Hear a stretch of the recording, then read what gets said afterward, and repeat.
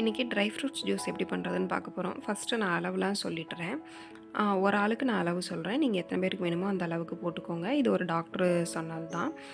ஒரு ஆளுக்கு வந்து 5 பாதாம், ஒரு 5 வால்நட் போட்டுக்கோங்க. அதுக்கு மேலே போட்டால் கசக்கும்.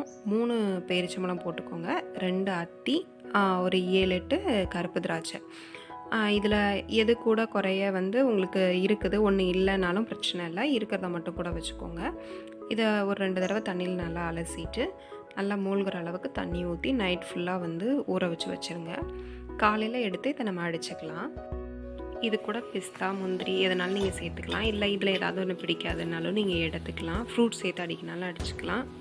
இது காலையில் எடுக்கிறேன். நல்லா ஊறிடுச்சு.